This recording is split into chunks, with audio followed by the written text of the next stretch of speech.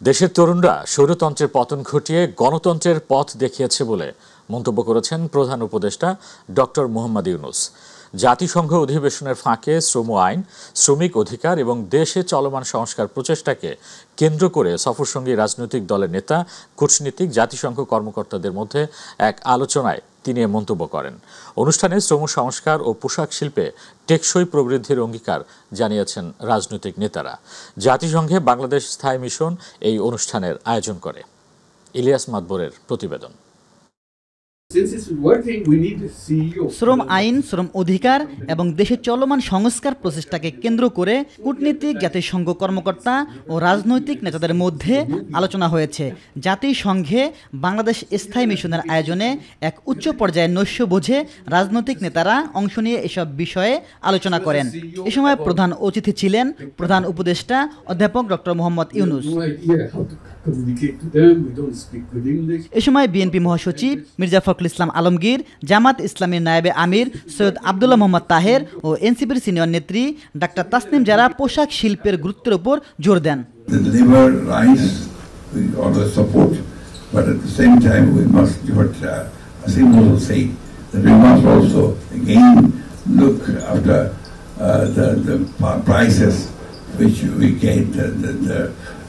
Producers get should also be listened to.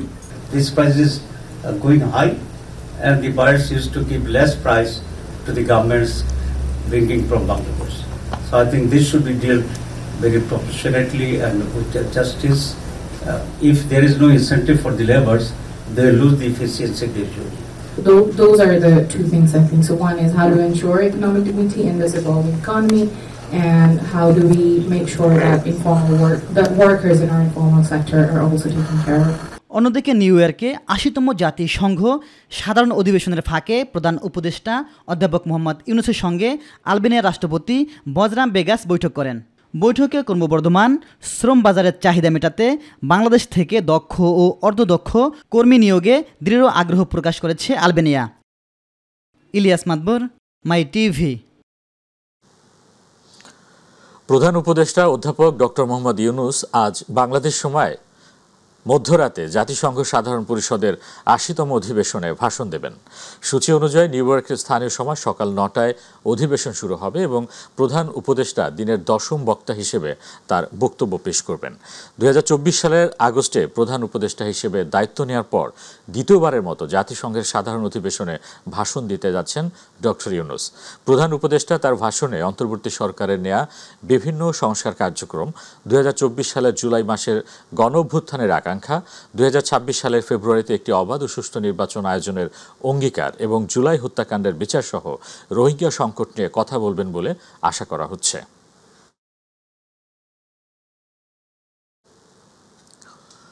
জামায়াতে ইসলামীর সংখ্যানুপাতিক প্রতিনিধিত্ব PR পদ্ধতির দাবিতে আন্দোলন এবং জাতীয় নাগরিক পার্টি এনসিপির প্রতীক নিয়ে সৃষ্ট জটিলতা নির্বাচন আয়োজনে কোনো প্রভাব ফেলবে না বলে জানিয়েছে নির্বাচন কমিশনার ইসি আনোয়ারুল ইসলাম সরকার। সকালে চাঁপাইনবাবগঞ্জের শহীদ সাটু হল মিলনায়তনে নির্বাচন প্রক্রিয়ায় ভোট গ্রহণকারী কর্মকর্তাদের দায়িত্ব পালনের চ্যালেঞ্জসমূহ নিরূপণ ও উত্তরণের উপায় শীর্ষক কর্মশালার উদ্বোধন শেষে সাংবাদিকদের তিনি এসব কথা বলেন। নির্বাচন কমিশনার বলেন, বিগত নির্বাচনে ভোট কারচুপির সঙ্গে যারা জড়িত ছিল তাদের পরবর্তীতে দায়িত্ব পালন করতে দেয়া হবে না। আসন্ন ত্রয়োদশ জাতীয় সংসদ নির্বাচন আয়োজনের জন্য কমিশন সদা প্রস্তুত রয়েছে। বিদ্যমান আইনের আওতায় চলছে সকল প্রস্তুতি। নির্বাচন কমিশন সাংবিধানিক প্রতিষ্ঠান, বিদ্যমান আইনের আওতায় সে সমস্ত কাজ করে যাচ্ছে এবং করবে। আইনের ব্যত্যয় ঘটিয়ে নির্বাচন কমিশন কোনো কাজ করতে পারে না, করবে না। সিনিয়র সচিব সাহেব পরিষ্কার এবং স্পষ্টত আইনগত দিকগুলো ব্যাখ্যা করেছেন এবং গতকাল আমাদের প্রধান নির্বাচন কমিশনারও এই বিষয়ে বক্তব্য রেখেছেন। আমি এটিতে আর নতুন করে কোনো কিছু সংযোজন বিয়োজন করতে চাই না। সবার জন্য সমান সুযোগ নিশ্চিত না করে বিশ্ববিদ্যালয় প্রশাসন একটি গোষ্ঠীর পছন্দ মতো ডাকসু ও জ্যাকসু নির্বাচন করেছে বলে অভিযোগ করেছেন বিএনপির সিনিয়র যুগ্ম মহাসচিব রুহুল কবির রিজভী। তিনি বলেন, আগামী নির্বাচনেও যদি কোনো দলকে জিতিয়ে দেওয়ার চেষ্টা করা হয় তা হবে দুঃখজনক। আর দলটির স্থায়ী কমিটির সদস্য সেলিমা রহমানের অভিযোগ, বিভিন্নভাবে মিথ্যা প্রচার চালিয়ে দেশব্যাপী বিএনপিকে হেয় করার চেষ্টা চলছে। বিকেলে রাজধানীর মিরপুর এক অনুষ্ঠানে তারা এসব অভিযোগ করেন। ইলিয়াস মাতবরের আরেকটি রিপোর্ট। খালেদা জিয়ার সুস্থতা কামনা ও ছাত্রদলের প্রতিষ্ঠাতা আহ্বায়ক কাজী আসাদুজ্জামানের ষষ্ঠ মৃত্যুবার্ষিকী উপলক্ষে বিকেলে রাজধানীর মিরপুরে দোয়া ও আলোচনা সভা অনুষ্ঠিত হয়। অনুষ্ঠানে অংশ নিয়ে ডাকসু ও জাকসু নির্বাচনে নানা অনিয়মের অভিযোগ করেন বিএনপির সিনিয়র যুগ্ম মহাসচিব রুহুল কবির রিজভী। আমরা বলেছি যে মাঠ সমতল রাখা ছাড়া নির্বাচন করা উচিত নয়, কিন্তু ভাইস চ্যান্সেলর সাহেব মাঠ সমতল না করে অসমতল মাঠে তিনি নির্বাচন করে সাধারণ ছাত্রদেরকে প্রতারিত করেছেন। এই কথা একবার বলেছি আমি, সেটা আবারও প্রমাণিত হলো যে নীলক্ষেত থেকে ব্যালট পেপার ছাপানো হয়েছে। তো তাহলে কোনো একটি মহল বিশেষ, কোনো একটি রাজনৈতিক সংগঠন বা কারো উদ্দেশ্য সাধনের জন্য বিশ্ববিদ্যালয় কর্তৃপক্ষ একগুঁয়েভাবে এই জাকসু নির্বাচন করেছে। দলটির স্থায়ী কমিটির সদস্য সেলিমা রহমান বলেন, বিএনপিকে হেয় করতে দেশব্যাপী নানা মিথ্যা তথ্য ছড়াচ্ছে একটি পক্ষ। বাংলাদেশের মানুষের জনগণের জন্য একটি জবাবদিহি সরকার প্রতিষ্ঠা করব এবং জনগণের মৌলিক অধিকার, তার যে নির্বাচন, যে ভোট দেওয়ার অধিকার, সে অধিকারকে প্রতিষ্ঠা করব। এমন একটা রাজনীতি চাই যেখানে গণতন্ত্র থাকবে, কথা বলার অধিকার থাকবে। জুলাই শহীদদের রক্তের ঋণ শোধ করতে সকল রাজনৈতিক দলকে ঐক্যবদ্ধ থাকার আহ্বান জানান তিনি। তাদের ঋণ শোধ করার জন্য আসুন আমরা আজকে সবাই ঐক্যবদ্ধ হয়ে দেশের জন্য কাজ করি। ইলিয়াস মাতবর, মাই টিভি, ঢাকা। বাংলাদেশ জামায়াত ইসলামের সেক্রেটারি জেনারেল মিয়া গোলাম পরোয়ার বলেছেন, আগামী নির্বাচনে খুনি, চাঁদাবাজ ও মাস্তানদের সঙ্গে নতুন ভোটারদের লড়াই হবে। সুতরাং যারা ফ্যাসিবাদকে বিদায় দিয়েছে সেই তরুণ প্রজন্মই আগামীতেও দেশ পরিচালনার সঠিক নেতৃত্ব বেছে নেবে। সকালে জেলার ডুমুরিয়া উপজেলা স্বাধীনতা চত্বরে উপজেলা জামায়াতের উদ্যোগে আয়োজিত ছাত্র যুব সমাবেশে প্রধান অতিথির বক্তব্যে তিনি কথা বলেন। অধ্যাপক মিয়া গোলাম পরোয়ার বলেন, জামাত দেশ পরিচালনার সুযোগ পেলে বেকার সমস্যার সমাধান করা হবে, শিক্ষার আমূল সংস্কার ও কারিগরি দক্ষতা ভিত্তিক সমাজ গড়ে একটি সুখী, সমৃদ্ধ ও মানবিক বাংলাদেশ গঠন করবে। জামাত ইসলামী যদি ক্ষমতায় যায়, জামাতের কোন মন্ত্রী, কোন এমপি সরকারি গাড়ি, সরকারি বাড়ি, সরকারি ফ্ল্যাট, সরকারি প্লট গ্রহণ করবে না। দেশে বিদেশে চোরাগোপ্তা হামলা করে আওয়ামী লীগের আর এদেশে প্রতিষ্ঠিত হবার সুযোগ নেই বলে মন্তব্য করেছেন বিপ্লবী ওয়ার্কার্স পার্টির সাধারণ সম্পাদক সাইফুল হক। রাজধানীর ইঞ্জিনিয়ারিং ইনস্টিটিউট ও বাংলাদেশ বিপ্লবী যুব সংহতি আয়োজিত জাতীয় যুব কনভেনশনে তিনি এসব কথা বলেন। গণঅভ্যুত্থানের অন্যতম শক্তি তরুণরা গত 14 মাসে প্রতারিত হয়ে চাঁদাবাজি সহ বিভিন্ন অপকর্মে ব্যবহৃত হচ্ছে বলেও তিনি মন্তব্য করেন। অনুষ্ঠান শেষে রাজধানী সহ আশেপাশের বিভিন্ন ইউনিটের নেতাকর্মীদের নিয়ে র্যালি করেন দলটি।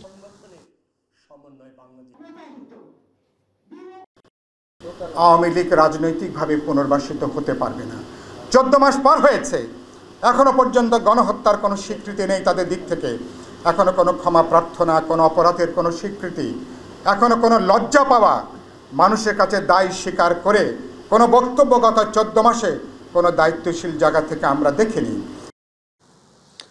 হিন্দু সম্প্রদায়ের সবচেয়ে বড় ধর্মীয় আয়োজন শারদীয় দুর্গোৎসব উদযাপনে চলছে শেষ মুহূর্তের প্রস্তুতি। শনিবার বোধনের মধ্য দিয়ে শুরু হবে পূজার আনুষ্ঠানিকতা। এবার সারা দেশে 33,355টি মণ্ডপে দুর্গাপূজা হবে, যা গেল বছরের চেয়ে প্রায় 2,000 বেশি। শারদীয় উৎসবকে নির্বিঘ্ন করতে নিরাপত্তা ব্যবস্থা জোরদার করেছে আইন শৃঙ্খলা বাহিনী। শিমুল খানকে সঙ্গে নিয়ে শামস তাবরিজ উচ্ছ্বাসী রিপোর্ট। শনিবার বোধনের মধ্য দিয়ে শুরু হবে দুর্গাপূজার আনুষ্ঠানিকতা। 2 অক্টোবর বিজয় দশমীর মধ্য দিয়ে সনাতন ধর্মাবলম্বীদের সবচেয়ে বড় ধর্মীয় উৎসব শেষ হবে। ঢাকেশ্বরী, রমনা সহ রাজধানীর বিভিন্ন মন্দিরে গিয়ে দেখা গেছে শেষ মুহূর্তে দেবীকে বরণে তার মূর্তরূপ ফুটিয়ে তুলতে শিল্পীদের দম ফেলার সুযোগ নেই। সব জাতি, ধর্ম, বর্ণ নির্বিশেষে সবাই আসুক এবং এটা একটা উৎসব হিসেবে দেখুক। আর আমাদের যারা হিন্দু সম্প্রদায় তারা এসে মার প্রার্থনা করুক। ঢাকা মহানগরে এবছর 259টি মণ্ডপে দুর্গাপূজা অনুষ্ঠিত হতে যাচ্ছে, আর সারা দেশে 33,355টি মণ্ডপে দুর্গাপূজা অনুষ্ঠিত হবে। সকালে ঢাকেশ্বরী মন্দিরে শারদীয় দুর্গোৎসব উপলক্ষে এক সংবাদ সম্মেলনে এই তথ্য জানায় সার্বজনীন পূজা কমিটি। দুর্গাপূজার প্রস্তুতির মধ্যেই কয়েকটি জেলায় দুর্গা প্রতিমা ও মন্দিরে হামলার ঘটনা ঘটেছে। আইনশৃঙ্খলা বাহিনীর দ্রুত পদক্ষেপ গ্রহণ করেছে, দুর্বৃত্তদের অনেকেই ধরা পড়েছে। শুধু আইনশৃঙ্খলা বাহিনীর পদক্ষেপই নয়, রাষ্ট্রীয় আলোকিত চেতনা, সামাজিক প্রতিরোধের মাধ্যমে এই সহিংসতার অবসান ঘটাতে হবে। পুরোহিতরা জানিয়েছে এবার দেবী দুর্গা আসছে গজে চড়ে বা হাতিতে চড়ে, ফিরে যাবেন দোলাই চড়ে। সবাই মাকে বরণ করার জন্য অধিক আগ্রহ নিয়ে বসে আছি। সব ভক্তবৃন্দ এসে মাকে পূজা দিবেন, আমরাও পূজা দিব। পূজার শেষে অর্চনা করে বিদায়ের মাধ্যমে, দশমীর মাধ্যমে মাকে বিদায় দিব। সেই ধরনের প্রস্তুতি আমাদের অলরেডি সম্পন্ন হয়ে আছে। শনিবার থেকে মণ্ডপে বেজে উঠবে ঢাক, ঢোল আর কাঁসার শব্দ। হিন্দু সম্প্রদায়ের মানুষ একদিকে যেমন দেবী দুর্গার আরাধনা করবে, তেমনি মেতে উঠবে শরতের এই চিরাচিত উৎসবে। শামস তাবরিজ উচ্ছ্বাস, মাই টিভি, ঢাকা। দুয়ারে কড়া নাচছে সনাতন ধর্মাবলম্বীদের সবচেয়ে বড় ধর্মীয় উৎসব শারদীয় দুর্গাপূজা। দুর্গাপূজা শেষ মুহূর্তের প্রস্তুতি চলছে নারায়ণগঞ্জের মণ্ডপে মণ্ডপে। এই উৎসবকে সামনে রেখে শিল্পীর নিপুণ হাতে তৈরি হচ্ছে দুর্গা, গণেশ ও কার্তিক সহ বিভিন্ন দেবদেবীর প্রতিমা। শারদীয় উৎসব সুষ্ঠু ও সুন্দরভাবে সম্পন্ন করতে সব ধরনের প্রস্তুতি নেওয়া হয়েছে বলে জানিয়েছেন জেলা প্রশাসন, জেলা পুলিশ ও পূজা উদযাপন পরিষদের নেতারা। নারায়ণগঞ্জ প্রতিনিধি আব্দুল্লাল মামুনের তথ্য ও ছবিতে আফজাল হোসেনের রিপোর্ট। বছর ঘুরে আবার এসেছে সনাতন ধর্মাবলম্বীদের সবচেয়ে বড় ধর্মীয় উৎসব শারদীয় দুর্গাপূজা। বিভিন্ন মন্দিরে ভোর থেকে গভীর রাত পর্যন্ত ব্যস্ত সময় পার করছেন প্রতিমা তৈরির কারিগররা। প্রতিটি পূজা মণ্ডপে প্রতিমা বানানোর কাজ শেষ পর্যায়ে। এখন রং তুলির আঁচড়ে চলছে শেষ মুহূর্তের প্রস্তুতি। কারিগরদের নিপুণ হাতের ছোঁয়ায় তৈরি হচ্ছে দেবী দুর্গা এবং তার সঙ্গীও লক্ষ্মী, সরস্বতী, কার্তিক, গণেশ, অসুর সহ বিভিন্ন দেবদেবীর প্রতিমা। এসব দেখতে এখনই দর্শনার্থীরা মণ্ডপে মণ্ডপে ঘুরে বেড়াচ্ছেন। এদিকে প্রতিমা তৈরির কারিগররা জানান, প্রতিমা তৈরির উপকরণের দাম বাড়ছে প্রতি বছরই, কিন্তু উপযুক্ত পারিশ্রমিক পাচ্ছেন না বলে অভিযোগ করছেন মৃৎশিল্পীরা। রাজনৈতিক নেতৃত্ব আমাদেরকে আশ্বস্ত করছে আড়ম্বরপূর্ণভাবে এবার আপনারা পূজা করবেন, তারা আমাদের পাশে আছে। সেনাবাহিনী সহ অন্যান্য যে বাহিনীগুলি আছে, গোয়েন্দা বিভাগ আছে, তারা কিন্তু বিভিন্ন জায়গায় কিন্তু তারা ওয়ার্ক করতেছে। আগামী পঞ্চমীতে আর কি আমাদের ডেলিভারি, আশা করি যত কষ্টই হোক আর কি আপনার এই সময়তে আমরা কমপ্লিট দিতে পারবো প্রত্যেকটা মন্দিরের কাজ। জিনিসপত্র দাম বেড়ে গেছে, সবকিছু দামে বাড়ছে, কিন্তু টাকা বাড়ে না। আমাদের বাপ দাদা ওনারা কইরা গেছে এই কাজ, আমরা ওই সাপেক্ষে কইরা আসতেছি। জেলার দুর্গাপূজার মণ্ডপগুলোতে নিশ্ছিদ্র নিরাপত্তা জোরদার করা হয়েছে বলে জানিয়েছেন নারায়ণগঞ্জ জেলা পুলিশ সুপার। মণ্ডপগুলোতে রাখা হয়েছে বাড়তি নজরদারি, থাকছে গোয়েন্দা তৎপরতাও। পুলিশের পক্ষ থেকে 3 স্তরের নিরাপত্তা ব্যবস্থা এখানে থাকবে এবং আমরা কমিউনিটির সদস্য যারা আছে, রাজনৈতিক দল থেকে শুরু করে বিভিন্ন সংগঠন আছে, তাদেরকে আমরা নিরাপত্তার কাজে সম্পৃক্ত হওয়ার আহ্বান জানিয়েছি। তারা আমাদের সাথে একাত্মতা ঘোষণা করেছে। এদিকে পূজাকে ঘিরে সকল সম্প্রদায় একত্রিত হয়েছে, সকলেই সার্বিক সহায়তা করে যাচ্ছে বলে জানিয়েছেন নারায়ণগঞ্জ জেলা প্রশাসক। বেশ কিছু পূজা মণ্ডপকে বেশ কিছু কারণে আমরা কিছুটা নজরদারিতে রেখেছি, যাতে কোনো অসাধু ব্যক্তি কোনো অসাধু উদ্দেশ্যে আমাদের এই সাম্প্রদায়িক সম্প্রীতিকে কোনোভাবেই নষ্ট করতে না পারে। এবছর শারদীয় দুর্গাপূজা উদযাপন উপলক্ষে জেলার 224টি মণ্ডপে পূজা অনুষ্ঠিত হবে। আসছে 28 অক্টোবর মহাষষ্ঠী এবং 2 অক্টোবর বিসর্জনের মধ্যে দিয়ে সমাপ্তি হবে এবারের শারদীয় দুর্গা উৎসবের। আফজাল হোসেন, মাই টিভি। চট্টগ্রাম বিশ্ববিদ্যালয় কেন্দ্রীয় ছাত্র সংসদ চাকসু নির্বাচনে আনুষ্ঠানিকভাবে প্রচারণা শুরু করেছেন প্রার্থীরা। বৃহস্পতিবার থেকে শুরু হওয়া এই প্রচারণায় নির্বাচনী আমেজ ছড়িয়ে পড়েছে পুরো ক্যাম্পাসে। শিক্ষার্থীদের প্রত্যাশা, দীর্ঘ 35 বছর পর অনুষ্ঠিতব্য এই নির্বাচনের মাধ্যমে বিশ্ববিদ্যালয় একাডেমিক ও গবেষণার পরিবেশ ফিরে আসবে। চাকসু নির্বাচনের আচরণবিধি অনুযায়ী প্রার্থীরা এখন থেকে ভোটের আগের দিন পর্যন্ত প্রচার চালাতে পারবেন। এরই মধ্যে প্রার্থীদের তালিকা ও ব্যালট নম্বর চূড়ান্ত করেছে নির্বাচন কমিশন। জুমার নামাজ শেষে প্রার্থীরা বিভিন্ন অনুষদ ও মোড়ে ভোটারদের সাথে কুশল বিনিময়ে ব্যস্ত সময় কাটান। অন্যদিকে চাকসু নির্বাচনে সুষ্ঠুভাবে সম্পন্ন করতে কঠোর অবস্থানে থাকবে আইন শৃঙ্খলা রক্ষাকারী বাহিনী। রাজধানী বাজারে সপ্তাহের ব্যবধানে ব্রয়লার সহ সব ধরনের মুরগির দামই বেড়েছে। বেড়েছে গরিবের ইলিশ খ্যাত পাঙ্গাস ও তেলাপিয়া মাছের দামও। গত কয়েক মাস ধরে ক্রমাগতভাবেই বেড়েই চলেছে সবজির দাম। লাগামহীন চড়া দামে নাভিশ্বাস উঠেছে সাধারণ ক্রেতাদের মাঝে। এদিকে কোনো কারণ ছাড়াই আবারও তেলের দাম বাড়িয়েছে ব্যবসায়ীরা। সাধারণ মানুষ বলছে বাজার মনিটরিংয়ের অভাবে এমন অবস্থা। বিস্তারিত শিমুল খানের রিপোর্টে। নিত্য প্রয়োজনীয় উদ্যোগী বাজার পরিস্থিতিতে অনেকেই ছোট করেছেন তাদের বাজারের তালিকা। বাজার করতে ক্রেতাদের উঠছে নাভিশ্বাস। সবজির দাম বাড়ায় ক্ষোভ প্রকাশ করতে দেখা গেছে ক্রেতাদের। পেঁয়াজ, আদা, রসুন, ডালের দাম আগের মতো থাকলেও তেলের দাম বাড়িয়েছে ব্যবসায়ীরা। সাথে বেড়েছে সোনালী ও ব্রয়লার মুরগির দাম। অরিজিনাল দেশি পেঁয়াজ বিক্রি করতেছি আমরা খুচরা 75 টাকা, আর হাইব্রিড কিন বিক্রি করতেছি খুচরা 70 টাকা। দেশি রসুন 100 টাকা, চায়না রসুন 140 টাকা। লুজ তেলটাও লিটারে 5 টাকা 60 টাকা বাড়ছে আগে থেকে। সোনালী 12 টাকা বাড়ছে আর ব্রয়লার 8 টাকা বাড়ছে। এদিকে মাছের দাম নিয়ে মিশ্র প্রতিক্রিয়া দেখা গেছে। গরুর মাংস বিক্রি হচ্ছে আগের দামে। মাছের দাম একটু বাড়তি, যেমন 320 টাকা 300 টাকা বেচতেছি, 260 আর 340। আগে কোচ বেচতাম 780 টাকা 800 টাকা, অন বেচতাম 720 টাকা 30 টাকা। সবজির এমন চড়া মূল্য বৃদ্ধিতে সরকারকে দুষলেন ক্রেতারা। বেগুন 120 টাকা, চিচিঙ্গা 50, বটবড়ি 100, সিম হচ্ছে 240, কাঁচামরিচ হচ্ছে 200। নিম্নবর্তী যারা লোকজন আছে তাদের সব হাতের নাগালের বাইরে। জিনিসের অনেক দাম, আমরা ওটা কিনতে পারি না। প্রতিদিনই ক্ষমতার বাইরে চলে যাচ্ছে। এদিকে নিয়মিত বাজার মনিটরিং করলে এমন অবস্থা হতো না বলে মন্তব্য সাধারণ মানুষের। শিমুল খান, মাই টিভি, ঢাকা। রাজশাহী, চাঁপাইনবাবগঞ্জ ও নাটোর থেকে বন্ধ রয়েছে ঢাকাগামী বাস চলাচল। শ্রমিকদের পর এবার এই ধর্মঘটের ডাক দিয়েছেন বাস মালিকরা। শ্রমিকদের বেতন বাড়ানোর ইস্যুতে পূর্ব ঘোষণা ছাড়াই বাস বন্ধ করে দেয় চরম ভোগান্তিতে পড়েছেন যাত্রীরা। সকাল থেকে 3 জেলা থেকে কোনো দূরপাল্লার বাস ছেড়ে যায়নি। এর আগে বৃহস্পতিবার রাতে হঠাৎ করেই কাউন্টার থেকে বাস বন্ধের ঘোষণা দেন মালিকপক্ষ। শ্রমিকদের মজুরি বাড়ানোর ইস্যু নিয়ে মালিকপক্ষ এমন সিদ্ধান্ত নিয়েছেন বলে জানান তারা। সম্প্রতি বেতন বাড়ানোর দাবিতে ধর্মঘট পালন করেন পরিবহন শ্রমিকরা।